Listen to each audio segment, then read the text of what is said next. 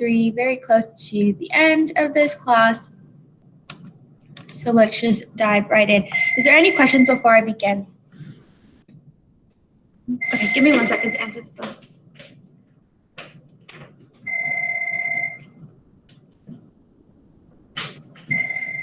What?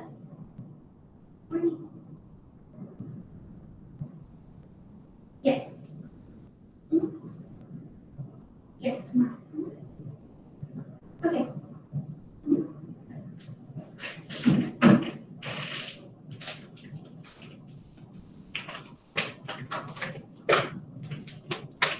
All right. So let me just go ahead and hop in. Let me make sure that I write this down. Okay. So today we're going to get into quadratic inequalities. We did look at inequalities in Unit 2, but now we're going to look at how to solve different types of inequalities. Today, most specifically, we're going to look at how to solve one variable inequalities and how to solve two variable inequalities. So let's go ahead and jump in. So how do we find solutions of quadratic inequalities in one variable? So one variable inequalities. Well, basically, here are the steps that we're going to follow. The first thing we're going to do is write the inequality in standard form. We're going to factor that quadratic expression. We're going to determine the critical points. We're going to test the intervals, and then we're going to write or graph that solution. So, for example, here is the one variable inequality that we see here. And it is already in standard form, okay? So the first step has already been completed. The next step we're going to do is we're going to factor this quadratic expression. The way that we factor is we have x squared, so we divide those x's here. And basically, you're looking for two variables that when multiplied together will give you your c, and when added together will give you your b. The two variables, we can test all the different variables actually that multiplied together to give us our c. We have 1, -4, -1, 4. We might have 2, -2, or -2, 2. Those are all the different types that we might encounter. And basically what we're looking for is which pairs of these different factors would also, when we add them together, will give us a +3. So if I add this, this will actually give me a -3. If I add this, this will actually give me a +3. So I'll use this one right here. So I'm going to input a -1 and a +4. Okay, so there I did my factoring. Now that I did my factoring, I want to determine the critical point. So basically, I'm just going to find these zeros. To find the zeros, I just take that equation, x - 1 = 0, and x + 4 = 0. I can solve. +1 + 1, x is equal to 1, -4 - 4, x is equal to -4. Now I can go ahead and plot this on my number line. I'll create a number line that looks like this. It doesn't matter exactly how you create your number line. I'm just going to do it like this to make it easier myself. Actually, let me move this over. -2, -4. Okay, so plotting my number line. And basically what I'm going to do is identify those points on this number line. So I need 1. 1 would be right here. And I need -4, which would be right here. Okay? So here I have determined the critical point. Now what I want to do is test my intervals. So basically I'm going to do, I can copy this down here. But I just have this here so we can see more space. Okay. So there was the number line that we just created. And now what we want to do is test the intervals. Basically what we want to do is test where things are going to be positive and where things are going to be negative. So we're going to test these different intervals. first starting with numbers that are less than -4, then starting with numbers that are between -4 and 1, and lastly starting with numbers that are between greater than 1. So we're going to test these different intervals to see what kind of value we would get. I can pick any number that's less than -4. So in this instance, I'm just going to put -6. So basically, I'm just plugging that into my equation. I can either plug it into my equation, or the easiest way to actually do it is to plug it into the factors that we found, right? These are the same factors we found here. That's the easiest way to go about doing this. But again, you could just plug in the number into the entire equation and solve whatever your preference is. So basically what I'm doing, I'm going to test -6. So I'm going to put -6 minus 1 and -6 plus 4. What I'll get is -7, -2. -7 times -2 is 14. So I do in fact get a positive number whenever I use a number that is less than 4. So I'll put positive right there. Now I want to test in the blue region, anything from -4 to 1. I'll just test 0. No color coordinates. Beat this so we can see it a little better. So that was that interval. Now I'm going to test the blue one. So I'm going to do 0. 0 plus 4. 0 minus 1. 0 plus 4 is 4. 0 minus 1 is -1. What I get there is a -4. And because I get -4, that means that that part is negative. So any value that exists between that interval will give me a negative value. And then lastly, let me test the red region. Again, this time I can do anything that is greater than 1. So in this instance, I'll just do 3. So 3 plus 4, 3 minus 1, 3 plus 4 is 7, 3 minus 1 is 2, 14, and again, I get a positive value. So therefore, I test my intervals. Okay. So let me go ahead and move this over to the next, just so we can have more space to work with it. Okay, right there. And so basically what I want to do now is I want to identify which values will make this inequality true. So basically what I can do is say if I have a positive here, will that be greater than 0? Well, yes, any positive number is greater than 0. So that means for this interval, that would be a true statement. Okay, how about if I have a negative number? Will that be greater than 0? Well, no negative number is greater than 0. And so that would be a false interval. And then lastly, I had positive result. Is that positive result any number that's positive going to be greater than 0? Yes, that is true. So as you can see, I have certain intervals that make this inequality true and an interval that makes this inequality false. That means when I actually go ahead and graph this, I only want to include those intervals that are going to be true. What I could also do is test the actual values that I got. So here I got a 14. Is 14 greater than 0? Yes, it is. So that would be my true statement. Here I got a -4. Is -4 greater than 0? No, so that would be a false statement. And then the same thing here, I got 14. Is 14 greater than 0? So that would be a true statement. Either way I want to look at this, I can determine which of these intervals is going to make my statement true and which of these intervals is going to make my statement false. Just depends how I want to go ahead and do it. But basically, with this information, what we can actually go ahead and do, and let me get this number line just so we can see it a little better.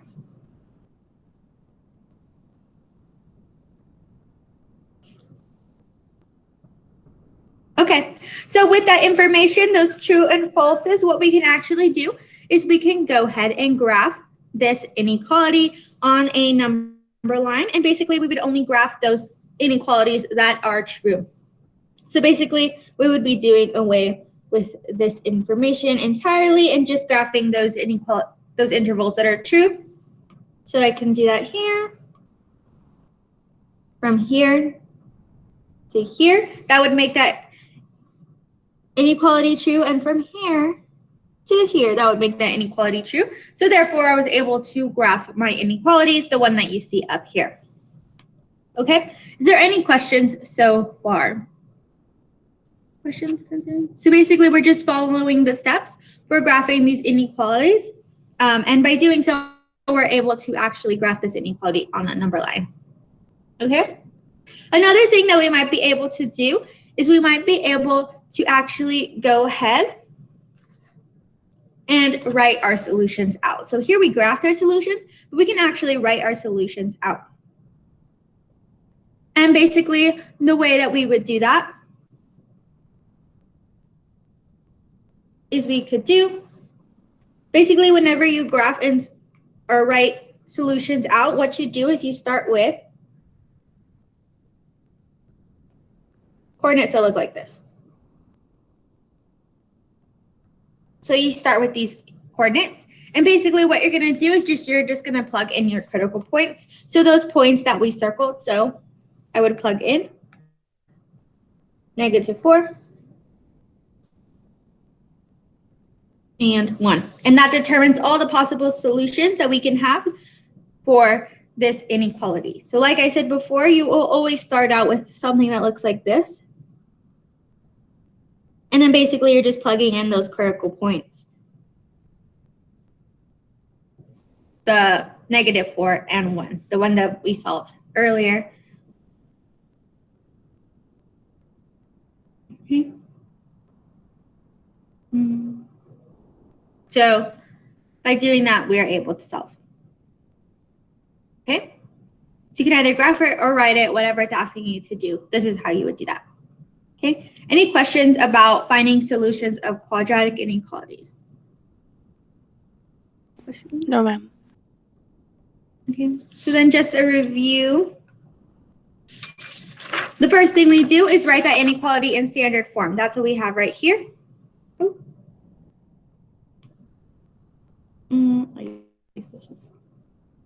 Okay, the first thing we do is write that inequality in standard form.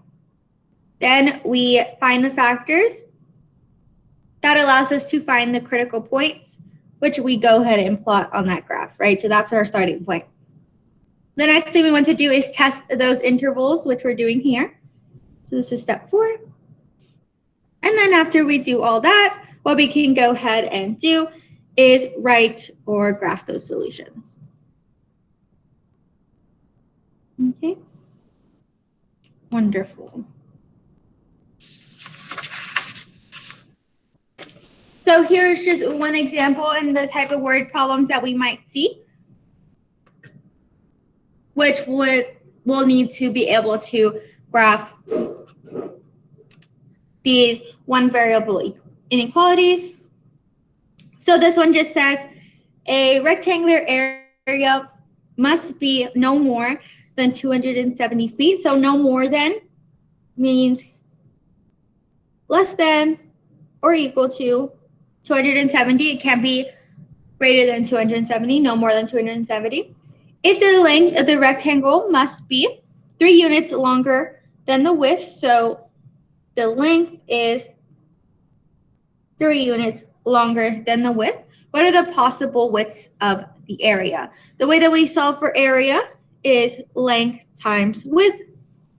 So basically all we have to do is we are plugging in, what do we know L is? L is equal to W plus 3 because the length must be 3 units longer, so W plus 3.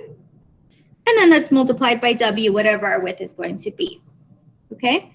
Now we also know that our area must be no more than 270, so that allows us to create an inequality, which will look like this.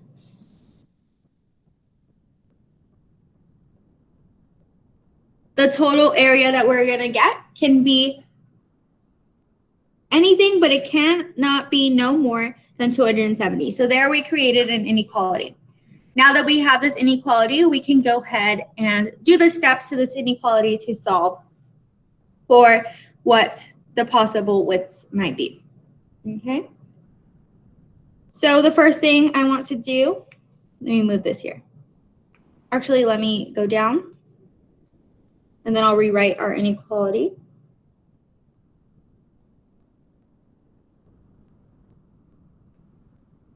First thing, my first step is to write this in standard form. So to write this in standard form, I'm going to go ahead and distribute this w. That gives me w squared plus 3w. And then what I could also do is move this 270 over.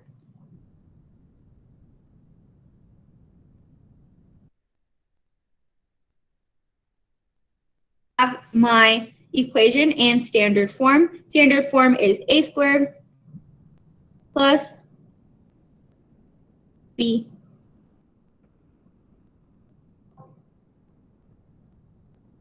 So that would be my standard form, okay, which is what you see here. Okay, so now I have my inequality written in standard form, so I'll write that down here. And now we can go ahead and solve.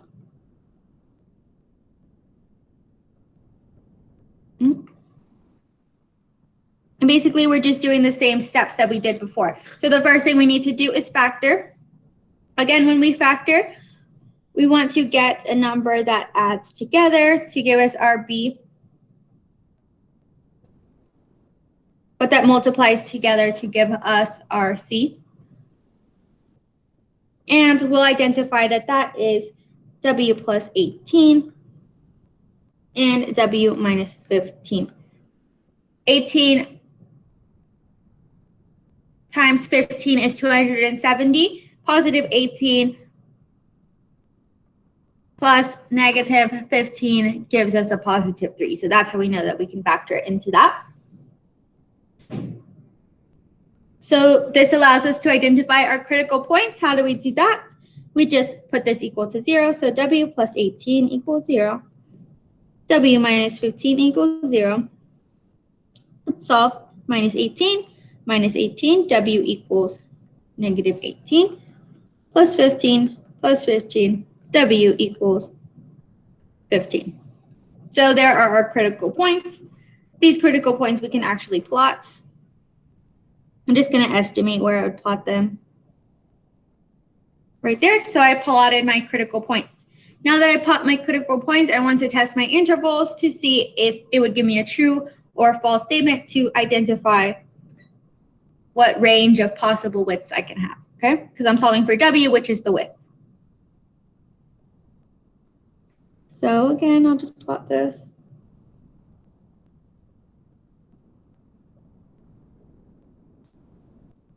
Okay.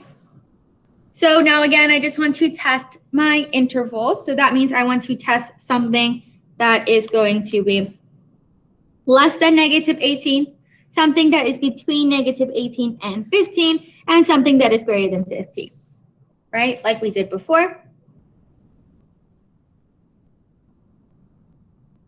So less than negative 18, I can do negative 20. So basically, I'm just plugging negative 20 into w plus 18, w minus 15, or I can plug it into my entire equation, whatever my preference is. So let's try negative 20.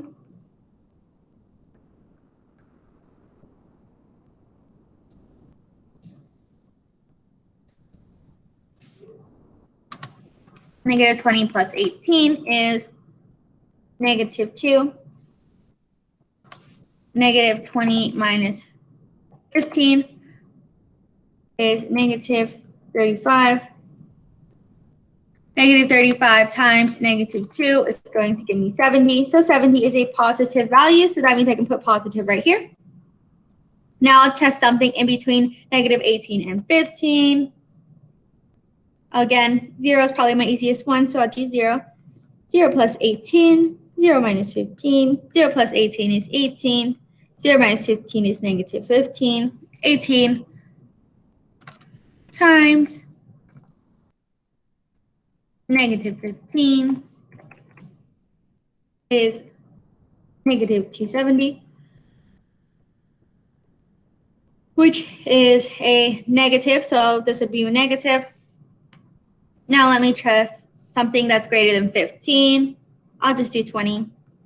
20 plus 18. 20 minus 15. 20 plus 18 is 38. 20 minus 15 is 5. 38 times 5.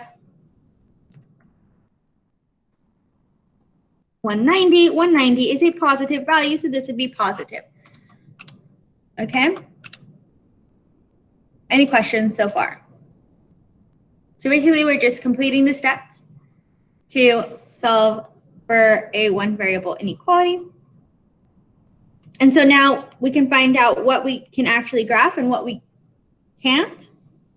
And so basically, we want to test out these variables. So we had greater than or less than or equal to 0. So is any positive value going to be less than or equal to 0? Well, no, every positive value is going to be more than 0. So that means we can't graph any positive interval area. Because anything positive cannot be less than or equal to 0. I can say anything positive, or I can actually go ahead and test the different variables that I plugged in. And so whenever I had a positive, I got 70. Is that less than or equal to 0? No, that's not true. So we wouldn't be able to graph that interval. How about 190? Was 190 less than or equal to 0? No, that's not possible. So we wouldn't be able to graph that. But how about anything negative? Is anything negative going to be less than or equal to 0? Yes, every negative number is less than, or it could be 0, which is equal to 0. And so therefore, the only thing that we can leave there is the values in which we had a negative. And so basically, that would mean that this would be our resulting graph. Just that area, okay? Which tells us that our width can either be negative 18 or 15. However, you can't have a negative width. So basically, it's anything from a 0 width to a 15 width, right? You can't have a negative 18 width, so we wouldn't include that. So basically, the range is anything from 0 to 15 could be our possible width to solve this problem. Okay? Any questions? So basically, just make sure you're following each of those steps that we started with to solve for one variable inequality, and you'll be able to arrive at your answer. Okay. Now, quickly, we're going to get into two variable inequalities. We have looked at this before, so it's not much new.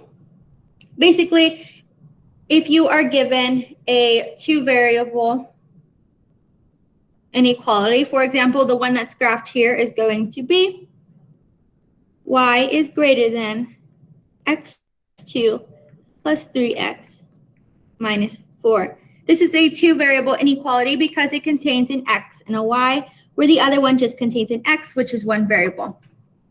So basically what you see here is that variable being graphed. You can graph this on your graphing calculator, but basically this is what you're going to get.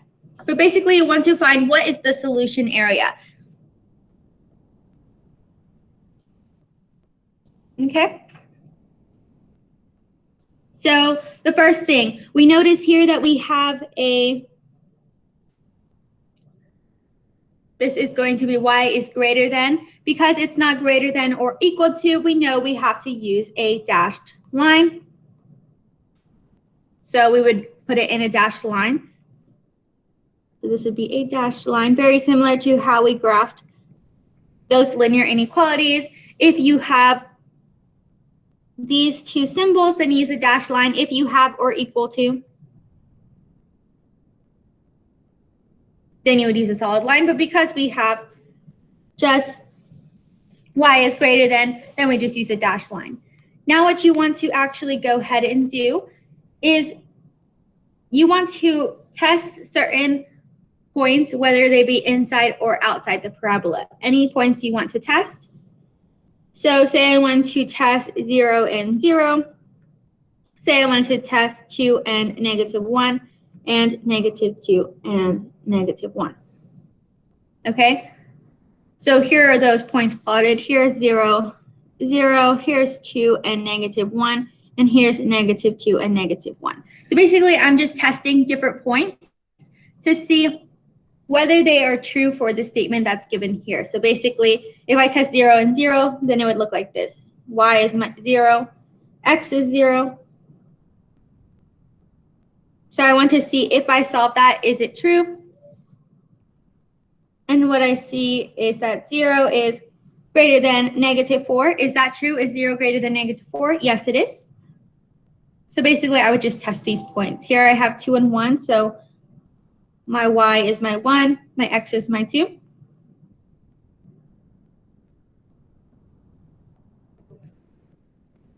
It gives me 4 plus 6 minus 4.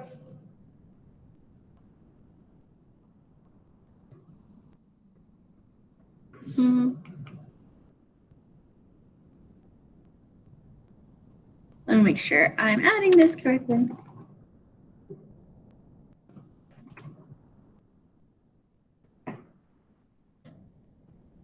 Is 1 greater than 6? No, that's not true. So that means that I wouldn't shade the area where that point is contained, where the 2 and -1 is. And that's why you don't see 2 or -1 in your shaded area. So basically, you're just testing points both inside and outside of that parabola. And you only want to shade the areas in which this is true. And so that's why this part of the parabola is shaded. That means that is your solution area. So any point that's within that shaded area is a solution which will make this statement right here that you have true. Okay. What you could also go ahead and actually do, let me put it in and then I'll show you.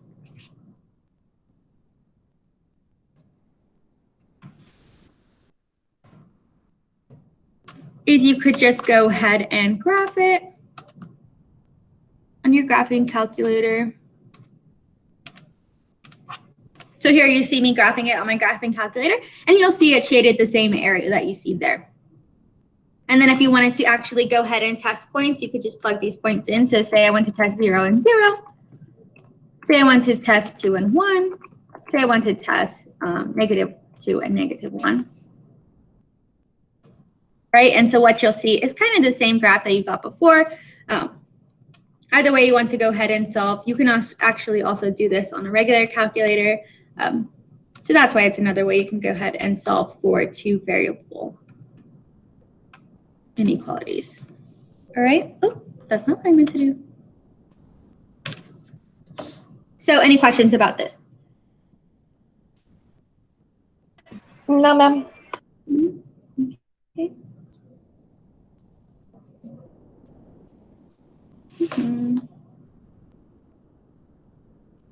So say that you get something like this and you want to see how these different inequalities are related. So basically, it's asked, how are the solutions of the following relationships related? So basically what you could do is just graph each of these different equations. What you'll notice is this one says y is equal to our inequality. This one says y is greater than or equal to our inequality. And this one says 0 is greater than or equal to our inequality. And basically, if you plotted all these on your graph, you'd be able to see that depending on the type of inequality you have, kind of changes the solutions that you end up with. So say I wanted to go ahead and graph all these, you'll see where the differences are. So this is why it's very important to pay attention to what kind of inequality you have. Minus 2x minus 3. So what you'll see there is your solutions for something that is equal to y. It will just be the solutions on the line. So any value or coordinates that lay exactly on that parabola would be the solutions for something where y is equal to. If y is going to be greater than or equal to,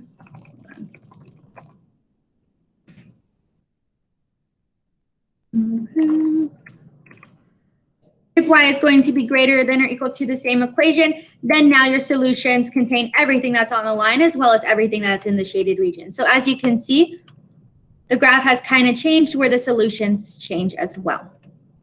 And then lastly, you have if 0 is going to be greater than or equal to, well, then your entire solutions change. Okay, so just be mindful of the type of solution that you have. And the biggest difference here is if you have y is equal to, then it's just going to be that black area. Anything on that black line, that parabola would be a solution. Well, as here, anything within the shaded area and on the parabola would be a solution. Okay.